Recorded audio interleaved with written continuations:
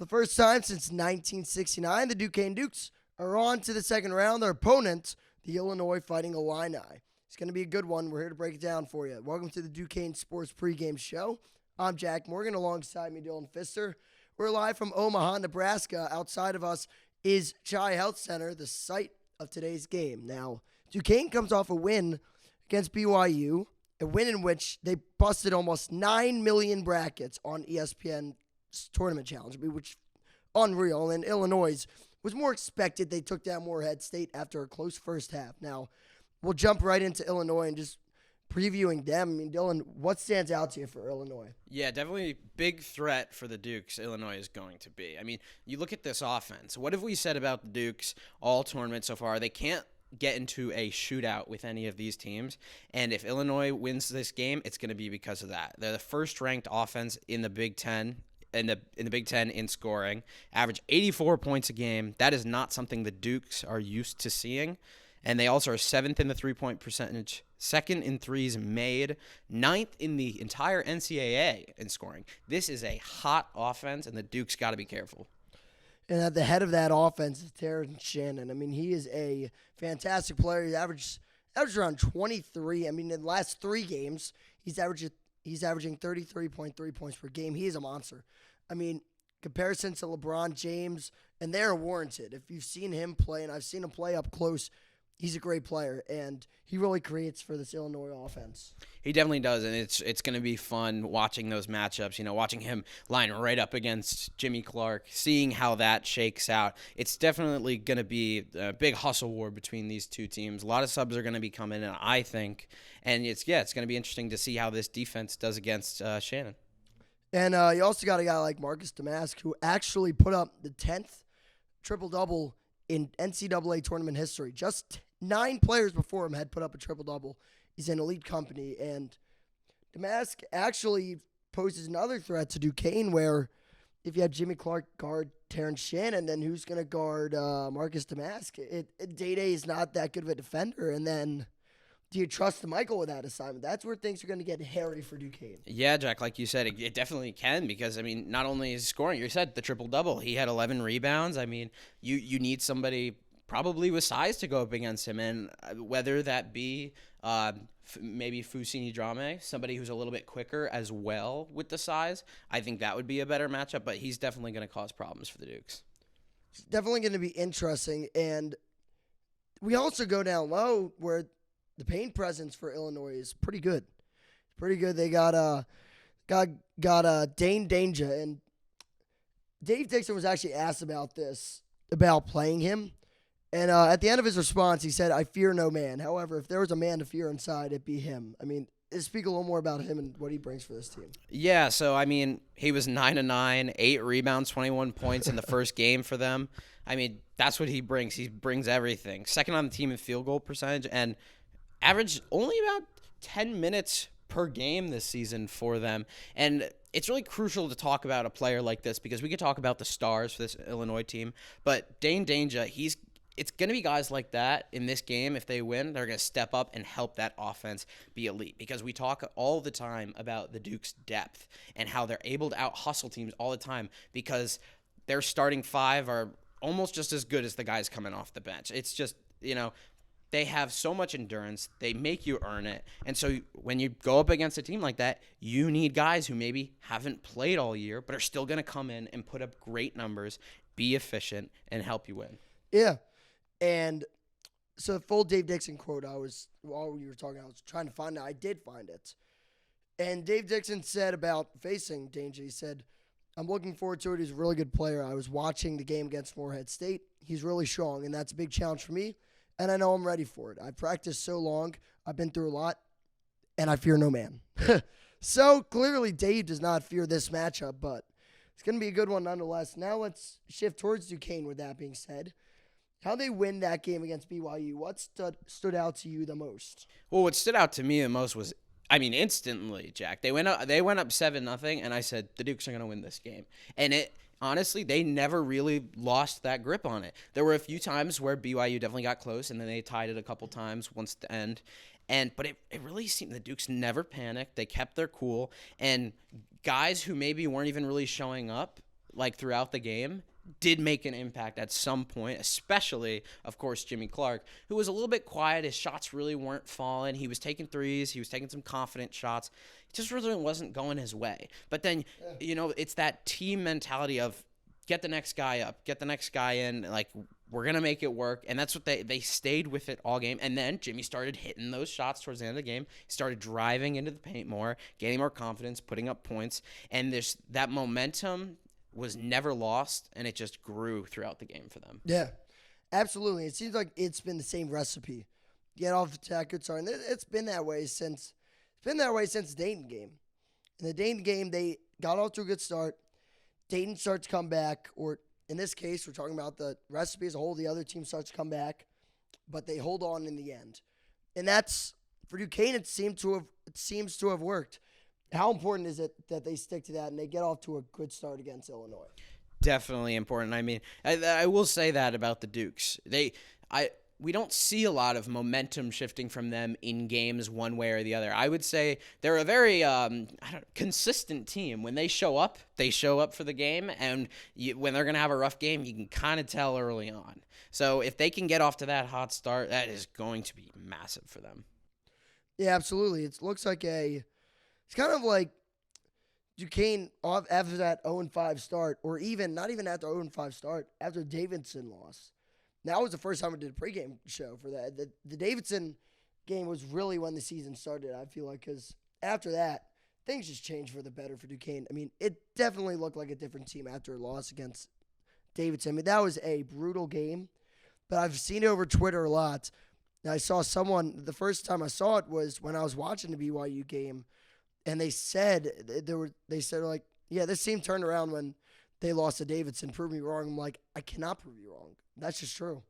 They turned it around big time, and they have won their last 9 straight. They're going for 10 in a row, and Jimmy Clark has been a big part of that, even when he hasn't scored. Definitely. He's always going to be that defensive presence, and he's actually 6th in the entire NCAA in steals right now. We saw that big momentum-changing steal that he had towards the end of that game. I believe it was around the 2-3 minute mark. Yeah. But he had that steal, took it down the court, slammed it in, yep. grew, I believe, to a 4-point lead at the time. And, again, he wasn't landing shots all game, but it was that defensive effort that Jimmy always talks about. I mean, we interview him. We've been in the locker room, and it's very clear. Everybody knows he's a very defensive-minded player. Jimmy's philosophy has always been play for defense, offense will work itself out. And absolutely. I mean, you can't disagree with the man, because look at the development of this guy, you know? So we definitely saw that in the game. It was that lockdown defense and keeping his head in the game, even though he wasn't landing those shots, that grew that confidence for him on offense, and he started dominating towards the end. Yeah, even when he misses a bunch of shots during the game in the first 35 minutes, he still wants in the final 5, and that's a good trade to have. I mean, he has that clutch gene. We saw it. He had 5 points in a row. It was 60 all. And he scored 5 of the next 5 points for Duquesne to seal that victory and bring them to the round of 32. Now, we're going to go towards our player to watch. We're going to go back to Illinois to start things off, Dylan. We already talked about him a little bit, but my player to watch is Dane Danger. I mean, like we said, this Duquesne team is deep, and they have a lot of endurance. They're going to make you work for it. Illinois needs all their bench players to step up big time. They need efficiency, and that's what Dane Danger brings. Again, 9 for 9 last game. He's hot. Hasn't played a ton this season, but you need guys like that to step up against a team like the Dukes. Yep, absolutely. And I'm going to go with Terrence Shannon Jr., like I said, the senior from Chicago, Illinois. He's been playing fantastic. And I said averaging 33.3 over his last 3 games. Or hold on, take a look at his last 5. Against Iowa, he had 25 points. Against OSU, he had 28 points. Against Nebraska in the semifinals, he had 40. Against Wisconsin in the finals, he had 34. Also, he shot 3 of 6 from 3 in that game. That dude can shoot the 3 balls well. It's crazy. He's like LeBron, but with a better jump shot, ironically. I mean, LeBron didn't have as good of a jump shot back in the St. Vincent St. Mary's day, but Terrence Shannon does.